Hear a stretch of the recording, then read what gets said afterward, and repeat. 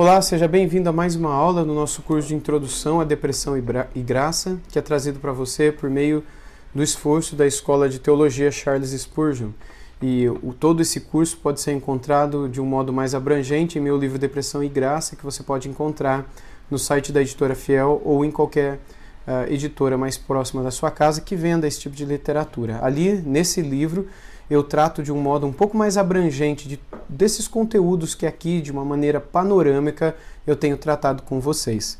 Na aula de hoje nós veremos um pouco sobre a depressão e a tristeza que invadiu o coração de Jonas, e de modo especial quando ele esteve diante de Nínive e viu que Deus não destruiria aquela cidade como ele gostaria que o Senhor destruísse. Eu quero então dar como título a essa videoaula: Quando a ira e a amargura nos derrubam. E o texto base é Jonas, capítulo 4, versículo 3, no qual nós lemos: Agora, ó Senhor, tira-me a vida, pois melhor me é morrer do que viver. Existe um conhecido ditado popular que diz que não adianta a gente chorar pelo leite que foi derramado. Não adianta a gente chorar ou reclamar por alguma coisa que se perdeu e que já passou e que não tem como a gente voltar atrás. Seja pela vida de alguém que a gente perdeu, um parente que morreu, que faleceu, seja a nossa saúde que também a gente perdeu por algum acidente ou por alguma razão. É muito comum no meio da pressão e do estresse em que vivemos, as pessoas elas viverem esse tipo de tensão e algumas vezes até mesmo explodirem em ira, falarem duro ou forte, machucando pessoas por conta de um sentimento triste que elas estavam vivendo ou passando. Explodindo com pessoas que não têm nada a ver com os nossos problemas, não é? E que, enfim, não são a razão pela qual nós estamos sofrendo. E essa dificuldade em se controlar, em ser manso, acompanha o ser humano e é, por natureza, algo que brota em nós quando o nosso coração, enfim, está irado ou está distante de Deus. E é natural que a gente veja esse sentimento florescendo dentro de nós e que a gente dê vazão a ele para que ele possa resultar em explosão e briga com outras pessoas. E a Bíblia diz que as nossas palavras elas podem tanto salvar quanto matar alguém. E elas nunca devem ser usadas com o objetivo de destruir alguém. E assim são as nossas palavras. Não adianta chorar o leite derramado, como eu falei no início da videoaula. Ou seja, quando nós lançamos uma palavra diante de alguém ou para uma pessoa, nós não temos como voltar atrás. Uma palavra bem colocada vai abençoar e vai ficar guardada no coração daquela pessoa por muito tempo. Mas uma palavra maldita, uma palavra mal colocada, vai ficar também ressoando no coração daquela pessoa por muito tempo. E a Bíblia fala que as nossas palavras nunca deveriam ser usadas para machucar ninguém. E eu gostaria que a gente visse de um modo especial o que o apóstolo Tiago escreveu no capítulo 3 do seu livro, da sua profecia, sobre o uso da nossa língua, sobre como é que nós podemos usá-la tanto para abençoar quanto para destruir a vida de alguém. Tiago, capítulo 3, versos 2 a 10. Porque todos tropeçamos em muitas coisas. Se alguém não tropeça no falar, é perfeito varão, capaz de refrear também todo o corpo. Ora, se pomos freio na boca dos cavalos para nos obedecerem, também lhes dirigimos o corpo inteiro. Observai igualmente os navios, que sendo tão grandes e abatidos de rijos ventos, por um pequeníssimo leme são dirigidos por onde queira o impulso do timoneiro. Assim também a língua, pequeno órgão, se gaba de grandes coisas. Vede como uma fagulha põe em brasas tão grande selva. Ora, a língua é fogo, é mundo de iniquidade. A língua está situada entre os membros de nosso corpo e contamina o corpo inteiro, e não só põe em chamas toda a carreira da existência humana, como também é posta ela mesma em chamas pelo inferno, pois toda espécie de feras, de aves, de répteis e de seres marinhos se doma e tem sido domada pelo gênero humano. A língua, porém, nenhum dos homens é capaz de domar. É mal incontido, carregado de veneno mortífero. Com ela bendizemos ao Senhor e Pai, também com ela amaldiçoamos os homens, feitos à semelhança de Deus. De uma só boca procede bênção e maldição.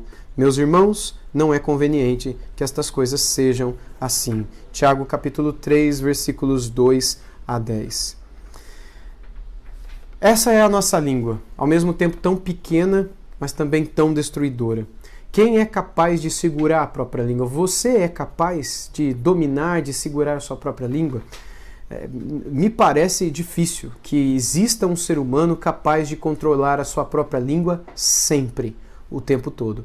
Há, sem dúvida, aquelas pessoas que perdem o controle com mais facilidade. E há aquelas que seguram mais, mas que em algum momento, por alguma pressão, por alguma irritação, acabam explodindo e usando a língua de uma maneira como não deveria. E eu tenho para mim que nenhum de nós é capaz de dominar plenamente a sua língua em todos os momentos da vida. Sempre existirão momentos em que a gente não consegue se segurar. A gente pode até ter controle numa situação ou em outra, mas nem sempre a gente vai conseguir vencer a nossa capacidade, vencer a tentação de ficar com a boca fechada, né? Isso porque o coração do problema é o problema do nosso coração. Enquanto o nosso coração estiver cheio de ira, cheio de expectativas e que muitas vezes não são correspondidas, nós estaremos dispostos também e prontos para responder para a pessoa que de alguma maneira nos frustra, nos entristece explosivamente. Apesar da língua ser a agente que demonstra, não é, a ira nossa perante os outros, o problema não está na nossa língua, o problema está no nosso coração. É no coração que, segundo Jesus, nasce a nossa ira pecaminosa. Portanto, se é do coração que a nossa ira nasce, que se é de lá que brotam todos os maus pensamentos, não só a ira, mas as facções, adultérios, assassinatos, mentiras, etc., é justamente o coração que precisa ser corrigido, que precisa ser mudado. Tantos outros males, a palavra de Deus diz, que nascem no nosso coração. E é por isso que nós precisamos cuidar de transformar o nosso coração. E quando a gente fala de coração, é óbvio também que a gente não está falando daquele músculo, não é? Inerente a todos os seres humanos e que bate aqui dentro, bombeando sangue para todo o corpo. A gente está falando da parte imaterial do coração nesse sentido mais espiritual, presente na vida de todos os seres humanos, a nossa alma, não é? Enfim, e a Bíblia diz que o nosso coração, ou seja, a nossa alma, é desesperadamente corrupta e que ninguém é capaz de conhecê-la. E a Bíblia se vale de várias figuras de linguagem, de várias metáforas para tratar do problema relacionado ao coração humano. O coração e a língua, elas são figuras de linguagem para tentar clarear a nossa compreensão sobre qual é o real problema por trás do mal que nós temos na nossa língua. Como é que então a gente consegue controlá-la para que a gente, estourando com as pessoas, não fique triste a ponto dessa tristeza não passar nunca e acabar virando uma depressão? Pode ser essa a sua situação, pode ser que você já tenha vivido isso, pode ser que você conheça alguém que tenha passado ou que está nessa situação. Então, se é assim que a Bíblia se apresenta para nós, é preciso que a gente redobre a atenção. Todas as vezes que ela cita coração, todas as vezes que ela cita língua e todas as vezes que também a gente reage às situações para que a gente compreenda quais são as motivações no nosso coração que nos levaram a essa situação. Então, para que o nosso coração seja transformado, as nossas motivações precisam ser transformadas, porque são elas, as nossas motivações, que determinam os nossos comportamentos. Os comportamentos explosivos são resultados de motivações explosivas, geralmente excitadas pela ira, pela ansiedade, pela inveja, ou pela frustração pessoal, ou ainda pelo egoísmo mesmo, né? E são muitas as motivações que levam pessoas a explodirem com a sua ira. No caso do profeta Jonas, por exemplo, né, que é o nosso estudo desse vídeo, é possível que as motivações estejam entre o desejo que ele tinha de justiça, uma justiça vingativa, divina, contra os ninivitas, que Deus os mandasse para o inferno e os destruísse de uma vez, ou ainda a ansiedade sobre o que poderia acontecer com ele, Jonas, caso uma vez que ele estivesse ali em Nínive e pregasse a transformação, a mensagem de transformação, os ninivitas não viessem ali ouvir e ele viesse a ser assassinado por aqueles. Por isso que lá em Jonas, no capítulo 4, no versículos 2 a 4, nós lemos assim: E orou ao Senhor e disse: Ah, Senhor, não foi por isso que eu disse, estando ainda na minha terra? Por isso me adiantei, fugindo para Tarsis, pois eu sabia que és Deus clemente, e misericordioso, e tardio em irar-se, e grande em benignidade, e que te arrependes do mal. Eu peço-te, pois, ó Senhor, tira a minha vida, porque melhor me é morrer do que viver. E disse o Senhor: É razoável a tua ira? Quando a gente olha para as palavras de Jonas, elas parecem absurdas para nós. Como é que pode um homem que viu um milagre de Deus, um grande avivamento, centenas de milhares de pessoas se convertendo numa pregação que tinha uma frase praticamente: se arrependam porque Deus vai destruir a cidade. Todo mundo se converteu, todo mundo se arrependeu, todo mundo teve o coração transformado, e Jonas ficou triste com isso, porque no fundo Jonas queria que todo mundo fosse para o inferno. A Bíblia nos fala de um homem, Jonas, não é, que aparentemente possuía um pavio curto, ou talvez nem pavio ele tivesse. E na Bíblia a gente vê a história desse homem que possuía um relacionamento com Deus, mas que por causa desse problema de uma ira pecaminosa, frequentemente chamado de pavio curto, ele sofreu, ele se entristeceu a ponto dele desejar a própria morte, que foi o que a gente leu no texto de Jonas 4 agora há pouco. E é por isso que eu associo a ira pecaminosa ao chamado pavio curto. E eu faço isso pelo fato de a ira em si, ela não ser pecaminosa. Não é errado você ficar irado. Deus se ira e ele não peca. E se a ira não é definitivamente pecaminosa, então é necessário que a gente compreenda por que é que ela se torna pecaminosa. A gente tem que se lembrar lá de Efésios 4, 26, onde nós lemos: irai-vos e não pequeis. Não se ponha o sol, não é, sobre a vossa ira. Ou seja, fica claro que ficarmos irados não significa pecado. A gente pode ficar irado sem pecarmos, como Deus fica irado sem pecar. E é óbvio que essa ira não está relacionada a qualquer outra coisa senão as motivações que fazem Deus se irar. E o que é que faz Deus se irar? Para que a gente saiba que tipo de ira não é pecado para nós. É a ira contra o pecado, que é cometido contra Deus. Essa ira que faz com que a pessoa se entristeça pelo pecado e se indigne ou fique irado, irritado por causa ou contra o pecado. É a única ira justificável, porque é somente contra isso que Deus se ira. Não existe, por exemplo, justiceiro no nosso mundo. Aliás, existe, mas não deveria existir. Deus não se agrada disso, dessa justiça do justiceiro, não é? Isso não está ligado com a ira santa. Tipo, você ficou irritado porque alguém matou o seu vizinho. Você vai lá porque você está com raiva. A sua ira é por conta do pecado. Então, Deus ele mataria, você pode matar também, porque a tua ira é igual a de Deus. Deus se ira contra o pecado, você também se irou contra o pecado. A ira santa é aquela que vê, na grande maioria das vezes, o pecado e o odeia, assim como Deus o faz. E para nós, para ficar muito claro, essa ira se justifica tão somente quando ela está relacionada a nós, ao nosso próprio pecado.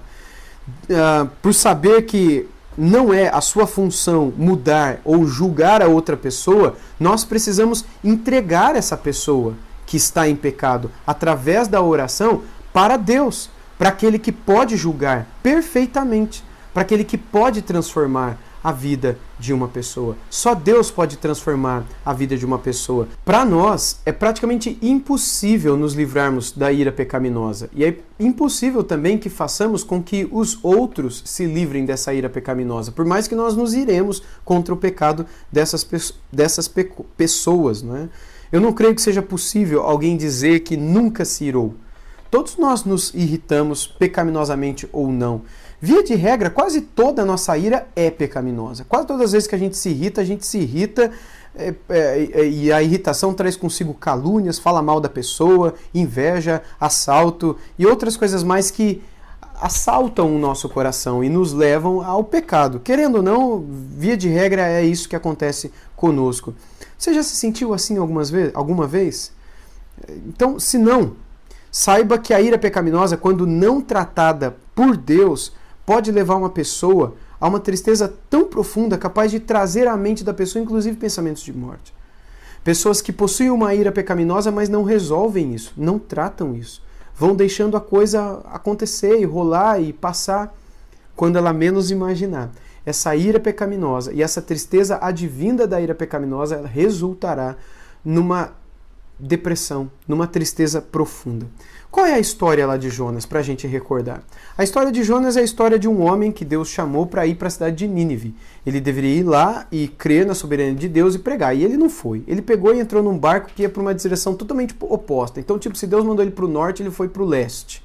Totalmente diferente. No meio da viagem dele, Deus miraculosamente faz com que uma grande tempestade viesse. Os marinheiros não entendem o porquê daquilo, eles começam a falar com seus deuses, aí eles jogam sortes e a sorte cai sobre Jonas. Jonas diz, realmente eu estou fugindo do meu Deus, me joga no mar que tudo isso vai passar. Eles não querem, Jonas insiste, eles jogam, a tempestade acalma. E aí ali um grande peixe engole Jonas, Jonas passa 3 dias e 3 noites no ventre do grande peixe, ali ele ora ao Senhor, justamente as palavras de um salmo, e aí Deus ouve a oração dele, ele se arrepende do que ele fez, Deus o perdoa, e Deus dá ordem para o grande peixe. Do mesmo jeito que Deus deu ordem para Jonas, e Jonas não obedeceu na primeira vez. A diferença é que o grande peixe, na primeira vez que Deus fala, o peixe obedece e vomita Jonas na praia. E ali Deus manda ele ir para Nínive de novo, e aí ele vai de novo. E quando ele vai totalmente descrente. Porque na cidade de Nínive, uma cidade violenta, uma cidade fundada por Nimrod, assim como Babel, Rehoboth-ir, Calá, Resen e outras grandes cidades da antiguidade, eram cidades conhecidas pela sua imoralidade e violência. Ele tinha medo de ir para lá. Muitas dessas cidades tinham em suas entradas pessoas mortas penduradas, pessoas mortas apodrecendo. E essa era a placa de bem-vindo da cidade, para que todo mundo que chegasse ali soubesse que se fizesse alguma coisa errada, seria morto. Imagina Jonas passando nessa cidade, entrando na cidade dizendo, vocês todos vão morrer porque Deus vai destruir vocês. Ele sabia que provavelmente ele não sairia vivo, que aquele era uma viagem sem volta, era o último dia da vida dele. Por isso que ele quer fugir para outro lugar, porque ele quer continuar vivo. E talvez uma outra razão é porque ele sabia também da fama daquela cidade. E era justo que todas as pessoas na época quisessem que Nínive fosse para o inferno. Era como se hoje nós pegássemos uma gangue de estupradores de crianças ou uma gangue de bandidos que cometem outros crimes hediondos e víssemos essas pessoas diante de um evangelista, era como se nós desejássemos que elas fossem presas e fossem para o inferno. Era isso que talvez também estivesse no coração de Jonas. Mas o ponto é que quando ele vai, ele prega de uma maneira rápida, ele corre em um período assim 3 vezes menor do que ele gastaria para passar toda a cidade, ele passa 3 vezes mais rápido. E curiosamente todo mundo se arrepende, todo mundo pede perdão a Deus, o rei da cidade se cobre de pano de saco numa expressão de arrependimento, do mais novo ao mais velho, todos começam um jejum pedindo perdão a Deus e Deus perdoa e mais de 100.000 pessoas se convertem diante de uma pregação totalmente despretensiosa, de uma pregação na qual o pregador duvidava, até nem queria que o povo se convertesse. Pelo contrário, queria que por meio daquela pregação eles fossem condenados, mas eles se convertem. E aí o que acontece com Jonas? Ele fica triste, ele fica irritado. Qual é o problema do Jonas? Jonas, ele tem ira no seu coração. Jonas, ele tinha ira contra a cidade de Nínive. Ele sabia dos pecados cometidos ali. E no fundo do coração ele torcia para que Deus os mandasse para o inferno. Lá em Jonas 1, no verso 2, ele diz, Deus diz, dispõe-te, vai à grande cidade, clama contra ela, porque a sua malícia subiu contra mim. Ou seja, Deus via que tinha maldade. Jonas foi. Jonas pregou e, enfim, o que acontece em capítulo 4, versículo 11, lemos assim, não hei eu de ter compaixão da grande cidade de Nínive, em que há mais de 120.000 pessoas que não sabem discernir entre a mão direita e a mão esquerda, e também muitos animais? Muitos estudiosos dizem que essa contagem aqui de 120.000 pessoas talvez não dissesse respeito a todas as pessoas, talvez aos homens, ou talvez aos homens e mais uma parte da liderança. A maioria dos estudiosos dão conta de pelo menos 300.000 pessoas que ali viviam. E essa cidade, Naum, no capítulo 3, versículo 1, diz que era uma cidade sanguinária, toda cheia de mentiras e de roubo, e que não solta a sua presa. Ou seja, uma cidade sanguinária, disse o profeta 1 no capítulo 3 da sua profecia. O que Jonas tinha no seu coração? Aquilo que todo mundo tinha. Essa cidade tem que acabar. Mas Deus tinha planos que não eram como os planos de Jonas e dos demais da sua época. De repente Deus chama Jonas para ele ser um missionário, ele vai e prega, todo mundo se arrepende, todo mundo se converte. E aí no capítulo 4, versos 2 e 3, como eu li no início, Jonas disse, Senhor, não foi o que eu disse quando eu estava ainda na minha terra? Por isso é que me apressei a fugir para Tarse, porque eu sabia que és um Deus compassivo e misericordioso, longânimo e grande em benignidade, e que te arrependes do mal. Ou seja, Jonas diz, Deus, eu sabia que o Senhor ia perdoar, eu sabia que o Senhor é misericordioso, o Senhor é bom, e é por causa disso que eu fugi, é por causa disso que eu não queria pregar para eles, porque eu sabia que o Senhor ia perdoá-los. E aí ele diz no final da oração, agora, Senhor, tira a minha vida, me mata de uma vez, porque para mim melhor é morrer do que viver. Por que Jonas tinha tanta raiva no coração dele contra Nínive? Às vezes me parece que a sua ira não é contra Nínive, mas é contra Deus também, por Deus ser alguém misericordioso. Por que ele desejou a própria morte? De tanta tristeza contra a conversão dos ninivitas, não é? Razão muito simples. Porque mesmo ele tendo conhecimento de Deus e havendo passado por uma experiência maravilhosa e grandiosa da misericórdia e do poder de Deus, Jonas ainda guardava no seu coração o problema da ira pecaminosa. Jonas deveria ter se despido, tirado essa amargura do seu coração há muito tempo. Ele deveria andar com Deus, desejado andar com Deus, não é? Quem deseja andar com Deus precisa estar nu, precisa estar despido dessas vestes deste mundo, como ira, fofoca, inveja e tantas outras coisas, não é? Lá em Colossenses, no capítulo 3, Paulo diz isso, que a gente tem que se despir do velho homem e se revestir do novo homem. No nosso linguajar, tirar de nós a linguagem obscena, a indignação, a ira, a maldade, a maledicência, tudo isso a gente tem que tirar de nós. Enquanto nós não nos despimos de todo o pecado e mal que há em nós, a gente permanecerá cometendo toda sorte de absurdo, cujo fim é a destruição da nossa própria vida. Então, na ira nossa de cada dia, nós todos somos desafiados a buscarmos a Deus e a nos arrependermos do nosso pecado. Senão, será uma montanha russa. Às vezes a gente vai estar em paz, às vezes a gente vai estar em guerra. Às vezes a gente vai estar bem com todo mundo, às vezes a gente não vai poder nem ver um pernilongo, um mosquito na frente, que a gente vai sair dando tapa em quem quer que seja. Agora, qual que é o remédio para a nossa ira pecaminosa? A Bíblia nos ensina que a graça de Deus pode nos curar contra essa ira do nosso coração. E para conseguirmos essa cura, a gente não precisa de muita coisa. Basta que a gente se submeta à autoridade da palavra de Deus. Basta que a gente reconheça que nós estamos em pecado quando a gente ofende alguém, a gente é rude com alguém, e que a gente precisa da graça dele para sermos libertos desse mal. Deus tem muitos conselhos sobre o nosso coração, sobre a nossa língua e tudo mais. E em Jonas a gente vê como Deus também estava ali, silenciosamente, presente, sempre na vida dele. Mesmo ao lado de quem estava com o coração cheio de ira pecaminosa. Deus poderia ter abandonado Jonas, mas Deus estava ali do lado dele. E embora o livro de Jonas termine sem nos contar qual foi a reação final de Jonas, ele termina nos mostrando que Deus continua ao lado da gente, não é? Mesmo quando a gente está obstinado no pecado. Sem dúvida, Deus não se alegra nem um pouco com o nosso erro, não se alegra nem um pouco com o nosso pecado. E de fato, os nossos pecados criam uma separação entre nós e o nosso Deus. O livro de Jonas termina mostrando Deus ao lado do pecador. Deus ao lado do irado, pronto para socorrê-lo, ou seja, ao lado do Jonas, ao lado daquele que ficou triste por causa da plantinha que morreu, quando Deus quis mostrar para Jonas que mais valia a vida de pessoas do que uma planta que hoje nasce e amanhã morre por conta de uma larva, de um animalzinho que vai lá e comeu todas as folhas daquela planta, não é? Deus estará sempre ao lado dessas pessoas que por conta de uma ira no seu coração acabarão entrando em uma depressão. Você está pronto para pedir o socorro de Deus para a sua vida se você vier entrar nessa situação? Você está pronto para pedir para que Deus te dê o domínio próprio? Está pronto para clamar a Deus para que Ele tire do seu coração todo esse impulso, essa propensão para explodir com alguém? Peça a Deus e que o Senhor te amance, que o Senhor te domine, te dê o domínio próprio. Se não for Deus, ninguém vai te dar e você mesmo não se dará. Que o Senhor possa te ajudar a ser um referencial entre as pessoas com quem você convive. De uma pessoa cheia do Espírito Santo, dominada pelo Espírito Santo, mansa, não porque conseguiu se amansar, mas porque foi amansada pelo próprio Espírito Santo de Deus. Encha-se de Deus, para que você de fato desfrute de toda a felicidade que só o Senhor Deus pode trazer ao seu coração. Que Deus te abençoe e até a nossa próxima aula.